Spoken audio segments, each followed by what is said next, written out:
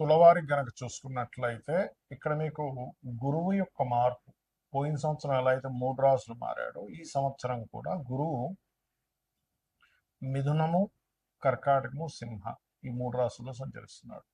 June 2వ తేదీ నుంచి మీ రాశి నుంచి దశమ స్థానంలో అంటే వృత్తి స్థానంలో కెరియర్ స్థానంలో సంచరిస్తాడు నవంబర్ వరకు. నవంబర్ తర్వాత లాభస్థానంలోకి వస్తాడు. దీనివల్ల కలిగే ఫలితాలు ఏమిటి, ఏ దేవత ఆరాధన చేసుకోవాలి, దేశకాల పరిస్థితుల్లో ఈ యొక్క గురువు యొక్క పరిస్థితి ఇలా ఉండడం వల్ల కలిగే ఫలితాలు ఏమిటి, మరియు దీంతో పాటు మీకు సప్తమంలో కుజుడు కూడా ఓన్ హౌస్లో కూర్చున్నాడు. కాబట్టి ఈ యొక్క అంశాలు చెప్తుంది నేనైనప్పటికీ చెప్పిస్తుంది సాక్షాత్ లలిత అమ్మవారిగా భావిస్తూ ఆ లలితాంబిక అమ్మవారి యొక్క అనుగ్రహం మీకు పరిపూర్ణంగా కలగాలని మనస్ఫూర్తిగా కోరుకుంటూ, ఇక్కడ దశమ స్థానం అనేటువంటిది వృత్తి. గతంలో ఎప్పటి నుంచో ఉద్యోగ సంబంధించిన విషయంలో ఫలానా ఉద్యోగంలో ఉన్నాను కానీ ఎదుగుదల లేదనో, లేకపోతే ఉద్యోగం రావట్లేదనో, ఉద్యోగం కోసం ఇంకెక్కడికో వెళ్ళి చాలా ఇబ్బందులు పడుతున్నాము, ఉన్న లోకల్గా ఉండేటువంటి ప్రదేశంలో ఉద్యోగం వస్తే బాగుందని ఎదురు చూసేటువంటి వారికి 6వ స్థానంలో శని ఉన్నాడు కాబట్టి కర్మస్థానంలో, పూర్వజన్మ కర్మస్థానంలో, అదేవిధంగా దశమంలో వచ్చేటువంటి గురువు ఉద్యోగ అవకాశాలు ఖచ్చితంగా జరుగుతాయి, మీకు కలుగుతాయి. ప్రయత్నం చేసినట్లయితే ఆ యొక్క విషయంలో పాజిటివ్గా ఉంది. అయితే ఇక్కడ మనం అర్థం చేసుకోవాల్సింది ఏంటంటే గురువు ఉచ్చస్థానంలోకి వచ్చాడు. దీనివల్ల ధనయోగాన్ని ఇస్తాడు, ప్రాపర్టీ యోగాన్ని ఇస్తాడు. అదేవిధంగా ఎప్పటి నుంచో రుణం కోసం ప్రయత్నం చేసేటువంటి వారికి రుణయోగం కూడా కలుగుతుంది. అంటే లోన్, అది హోమ్ లోన్ కావచ్చు, లేకపోతే బిజినెస్ లోన్ కావచ్చు. ముఖ్యంగా మీరు ఈ లోన్ స్థానాన్ని కూడా వీక్షిస్తున్నాడు కాబట్టి అది 6వ భావం అనేటువంటిది ఉద్యోగము, లోన్స్, శత్రు నాశనము, శత్రువులు తగ్గడం ఇవన్నీ కూడా జరుగుతాయి. అయితే ఈ గురువు దశమ స్థానంలో ఉండి ఉద్యోగ యోగాన్ని ఇస్తున్నాడు, కానీ అతని యొక్క స్వరూపం ఎలా మారిందనేది తెలుసుకోగలగాలి. గురువు శని రాహువుల చేత ప్రభావితమై ఉన్నాడు. అక్కడ ఎలా అయ్యాడండి అంటే గురువు యొక్క రాసుల్ని, శని యొక్క రాసుల్ని ఏ గ్రహాలు ఆక్యుపై చేసాయో చూడాలి. దీన్ని డిస్పోజిషన్ సిస్టమ్ అంటాం. గురువు యొక్క రాసుల్లో శని ఉన్నాడు, ఆయన 4, 5 అధిపతి. శని యొక్క రాశిలో రాహు ఉన్నాడు. దీనివల్ల ఏంటి, real estate, creative field, engineering related, construction రంగాల్లో ఉండేటువంటి వారికి, సాఫ్ట్వేర్ రంగాల్లో ఉండేటువంటి వారికి, ఏఐ లాంటి రిలేటెడ్ సంబంధించి చేసేటువంటి వారికి, స్కూల్స్ కాలేజెస్ నడిపేటువంటి వారికి, టీచింగ్ లైన్లో ఉండేటువంటి వారికి, కోర్టు వ్యవహార సంబంధించినటువంటి లా రిలేటెడ్ సంబంధించిన వాటిలో ఉండేటువంటి వారికి అభివృద్ధి ఉంటుంది. అయితే ఈ అభివృద్ధి మరింత బాగా జరగాలి అంటే నవగ్రహాల్లో శని, రాహు, కేతు గ్రహాల దగ్గర దీపారాధన చేయండి. మరి లాభంలోకి కేతు ఉన్న దగ్గరికి గురువు వస్తున్నాడు. ఒక రకంగా ఈ 2 గ్రహాలు ఉండడం మంచిదే. ఇక్కడ ఈ ఆధ్యాత్మికమైనటువంటి విషయాలకి పూజా సామాగ్రి స్టోర్స్, ఈ కొబ్బరికాయలు అమ్ముకునే వాళ్ళు, ఏదైనా స్పిరిచువల్ రిలేటెడ్ సంబంధించిన ఏవైతే వస్తువులు ఉంటాయో అటువంటివి కొనుగోలు అమ్మకాలు చేసేటువంటి వారికి బాగుంటుంది. ఇక మీరు నిత్యము చేయవలసింది దుర్గాదేవి యొక్క ఆరాధన చేయండి, అన్ని విధాలా మీకు బాగుంటుంది. మనకి ఈ గురువు మార్పు మూలంగా పోయిన సంవత్సరం చూడండి 3 రాసులు మారాడని చెప్పుకున్నాం. వృషభము, మిథునము, కర్కాటకంలోకి వచ్చి మళ్ళీ మిథునంలోకి వెళ్ళిపోయాడు. ఈ సంవత్సరం కూడా ఈ పరాభావనామ సంవత్సరంలో కూడా గురువు మిథునము, కర్కాటకము, సింహం. కాబట్టి ఏమిటిది, ఎప్పుడైనా ఇలా మారినప్పుడు ఏమవుతుందంటే మీరు గమనించండి. కావాలంటే రకరకాల రాష్ట్రాల నుంచి ప్రజలు మార్పులు చెందడం, రకరకాల దేశాల నుంచి మైగ్రేట్ అవ్వడం జరుగుతూ ఉంటుంది. Point number 1. రెండవది నష్టము, జీవ నష్టము అని చెప్తారు. మేధిని జ్యోతిషం అని ఒకటి ఉంటుంది, ముండేన ఆస్ట్రాలజీ. అదేంటంటే పర్సనల్ చార్ట్ కాకుండా దేశాల మీద ప్రభావం చూపిస్తూ ఉంటుంది. అలాగే గురువు ఎప్పుడైతే కర్కాటకంలోకి వెళ్ళాడో వాహన ప్రమాదాలు, నీటి ద్వారా వచ్చే ప్రమాదాలు, నీటి నుంచి వచ్చే వైరస్లు పెరుగుతాయి. కాబట్టి మీరు ఖచ్చితంగా కాస్త మీరు నీరు తాగేటప్పుడు కాచి చల్లార్చిన నీరు తాగండి. ఎందుకంటే అలాగా గురువు మంచి స్థానంలోకి వెళ్తున్నాడు కదా, ఉచ్చ స్థానంలోకి వెళ్తున్నాడు కదా అనిపించవచ్చు. ఇక్కడ ఏంటంటే ఆ గురువు స్వరూపం ఎలా ఉందో చూడాలి.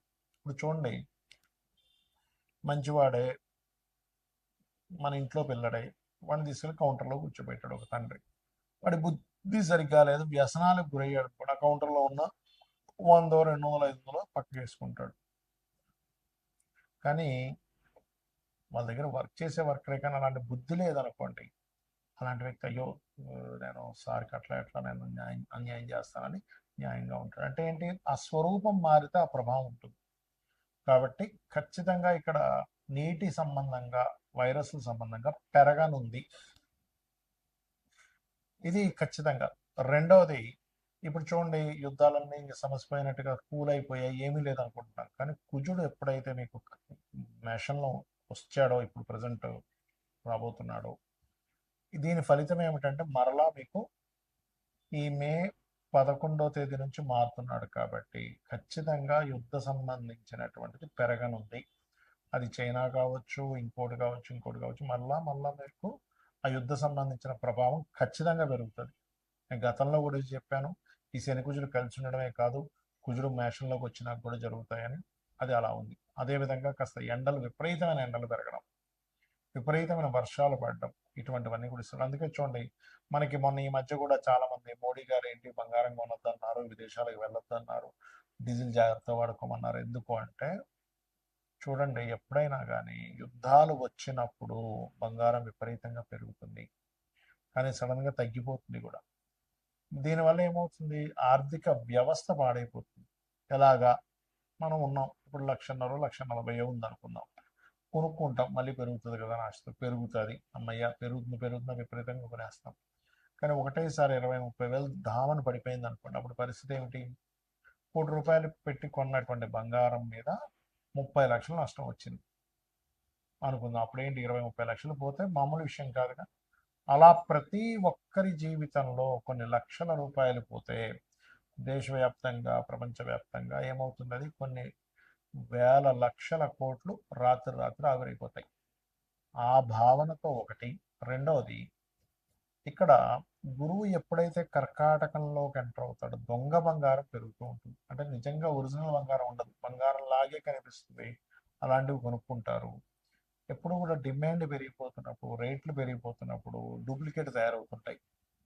సో ఈ డూప్లికేట్ బంగారం వచ్చే ఛాన్స్ ఉంటుంది. కాబట్టి నాణ్యత సరైన దాంట్లో ఇప్పుడు ఎలా అంటే మనకి పెళ్ళిళ్ళు ఉంటాయి, బంగారం కొనుక్కోకుండా ఉండలేం ఇంకా, సంవత్సరం పాటు పెళ్ళికి పెట్టాలి, కూతురుకో, కొడుక్కో, మనవడకో, ఇంకోటి ఏదో ఫంక్షన్ అన్న, అప్పుడు ఏం చేయాలి, ఇది ఖచ్చితంగా మంచిదే, ఈ షాప్లో మనకి ఇబ్బంది ఉండదు అనుకునే నిర్ధారణ చేసుకుని వెళ్ళండి. ఇది చాలా చాలా చాలా ఇబ్బందిని ఇవ్వాలండి. కర్కాటకంలోకి గురువు ప్రవేశం అనేటువంటిది వాహన ప్రమాదాలు, నీటి ప్రమాదాలు, నీటిలో ఉండేటువంటి, నీటి ద్వారా వెళ్ళేటువంటి వాహనాల ద్వారా, లేకపోతే నీరు ద్వారా వచ్చేటువంటి ఇబ్బందులు, లేకపోతే అకాలంగా సడన్గా వచ్చే వర్షాల వల్ల కొంత రైతులకు ఇబ్బంది ఉంది. కాబట్టి వర్ష సంబంధమైన దాన్ని అర్థం చేసుకుంటూ, పాటించుకుంటూ కాస్త రైతులు ఉండాలి, గుర్తుపెట్టుకోండి. అలాగే ఇక్కడ మరొక విషయం ఏంటంటే, దీని యొక్క ప్రభావం 45 రోజుల పాటు ఎక్కువగా ఉంటుంది, ఈ కుజుడి యొక్క ప్రభావం. ఎందుకంటే గురువు కర్కాటకంలోకి మారాడు, కుజుడు ఓన్ హౌస్లోకి వచ్చేసాడు. కుజుడు దృష్టి కర్కాటకంలో ఉండే గురువు మీద ఉంటుంది. కాబట్టి ఏంటి, ఈ వాహనాలు అధిక వేగం మీద వెళ్ళడం అనేది తగ్గించండి. నీటి ప్రదేశాల్లో కొన్నిసార్లు చూడండి, వర్షం పడితే విపరీతంగా వర్షం ఉంటుంది, నడుచుకుంటూ వెళ్తే టక్కన మ్యాన్ హోల్లో పడిపోతుంది, ఇలాంటివి ఉంటాయి, డేంజర్స్ ఉంటాయి. నీటి మూలంగా వచ్చే ప్రమాదాలు, నీటి మూలంగా వచ్చే వైరస్లు, నీటి మూలంగా వచ్చేటువంటి ఇబ్బందులు ఉన్నాయి. కాబట్టి ఈ విషయంలో కాస్త జాగ్రత్త ఖచ్చితంగా వహించండి, గుర్తుపెట్టుకోండి. ఇక అదేవిధంగా మీరు ఎప్పుడు కూడా ఏ గ్రహం మారినా కూడా మీ పర్సనల్ చార్ట్, అంటే మీరు జన్మించినప్పుడు ఉండేటువంటి గ్రహాలని ఈ మారిన గ్రహం పాజిటివ్గా ట్రిగర్ చేస్తుందా, నెగటివ్గా ట్రిగర్ చేస్తుందా అనేది తెలుసుకోగలగాలి. అంటే ఎలాగా అంటే, మనం ఒక ప్లేస్ మారిపోయేటప్పుడు మనం రకరకాలుగా ఆలోచిస్తాం. మనం వెళ్ళే ప్రదేశం ఎలాంటిది, అక్కడ పిల్లలకి స్కూల్కి దగ్గర ఉందా లేదా, సూపర్ మార్కెట్ దగ్గర ఉందా లేదా, లేకపోతే మనకి ఏదో హాస్పిటల్ దగ్గర ఉందా లేదా అని చూసుకుంటాం. ఎందుకు, మారిన దాని వల్ల మనం ఆ ప్రదేశం మారినప్పుడు మనకేమిటి అక్కడ ఇంకా బాగుంటే ఇంకా బాగుంటుంది. అలాగే ఒక గ్రహం మారేటప్పుడు, గురువు మారాడు, కుజుడు మారుతున్నాడు, రవి మారుతున్నాడు, ఇలా మారుతూ ఉంటాయి ఎప్పటికప్పుడు. మారేటప్పుడు ఏంటంటే మేజర్ ప్లానెట్ అంటే గురువు, శని, రాహుకేతువులు మేజర్ ఇన్సిడెంట్స్ మన లైఫ్ని టర్న్ చేసేటువంటి ఇన్సిడెంట్స్ ఇచ్చే గ్రహాలు. కాబట్టి వీటి ప్రభావం ఎక్కువగా ఉంటుంది. కాబట్టి మార్పు ఒకటే కాకుండా మీ పర్సనల్ చార్ట్లో ఏ మహాదశ నడుస్తుంది, ఏ అంతర్దశ నడుస్తుంది. ఇప్పుడు వైరస్లు రోగాలు వస్తాయని మీకు ఎక్కడ రోగభావం లేదనుకోండి, మీకు పెద్ద ఎఫెక్ట్ ఉండదు. ఇప్పుడు మొన్న లాస్ట్ ఇయర్ కోవిడ్ వచ్చినప్పుడు 4 years బ్యాక్ వచ్చినప్పుడు కూడా చూడండి, కొంతమందికి చాలా ఎఫెక్ట్ అయితే కొంతమందికి పెద్ద ఎఫెక్ట్ అవ్వాలి. It's depend on your personal chart ఎలా ఉందనే దాన్ని అర్థం చేసుకుంటూ ముందుకు వెళ్ళాలి. శ్రీమాత్రే